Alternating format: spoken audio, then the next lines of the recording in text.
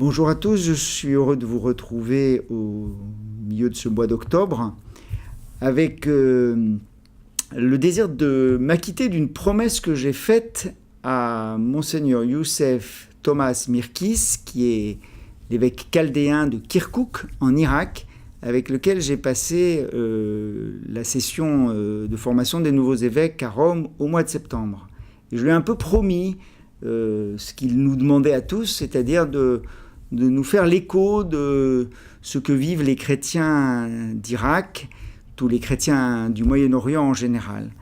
C'est vrai qu'on voit bien petit à petit la conscience mondiale qui s'éveille sur ces réalités et sur ce drame vécu par les chrétiens d'Irak, par toutes ces populations.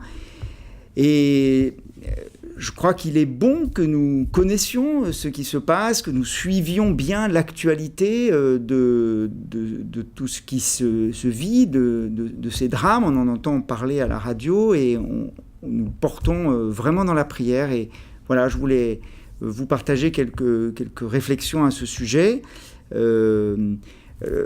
La première, c'est peut-être que bien comprendre aussi que la communauté musulmane déplore aussi les actes barbares qui sont commis prétendument au nom de leur religion contre la vie, la dignité, la liberté des chrétiens. Et beaucoup de musulmans disent qu'ils ne sont pas en accord avec ce qui se vit et ces drames. Voilà. Et ils reconnaissent à quel point les chrétiens qui sont vraiment chez eux dans cette terre d'Irak, eh bien, ont apporté leur contribution à toute la vie du pays et que donc là, il y a vraiment une solidarité, on voit, et une réaction. Et puis la deuxième chose, c'est donc de se dire que il faut tout faire pour que les chrétiens puissent rester dans leur pays.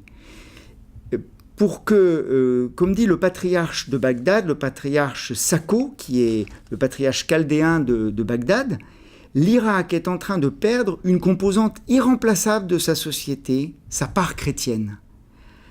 Alors, bien sûr, il dit, nous ne jugeons pas ceux qui choisissent l'émigration, mais voilà, et je crois que c'est un peu notre responsabilité aussi de tout faire pour que les chrétiens puissent rester dans leur pays, que nous leur apportions notre aide. Et alors là, c'est peut-être la troisième chose, c'est que pouvons-nous faire ? C'est ce que tout le monde se dit ici.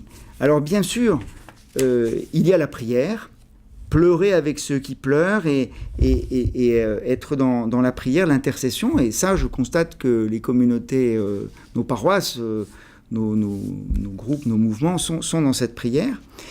Il y a aussi, on l'a vu, le jumelage Lyon-Mossoul qui vient d'être inauguré là, il y a quelques jours.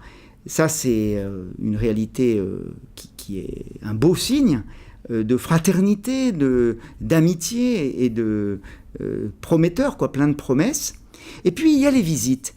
Et là, je suis heureux de vous partager qu'un membre de l'Arche de la Vallée va très prochainement à Erbil avec une délégation de l'Œuvre d'Orient, avec une collègue irakienne de l'Arche de Troli, pour une rencontre avec, entre autres, la communauté Joie et Charité, qui est à Erbil, en Irak, et qui est inspirée de l'Arche et de Foi et Lumière. Voilà, ils y vont pour un temps de prière, de présence, d'amitié dans cette situation sensible.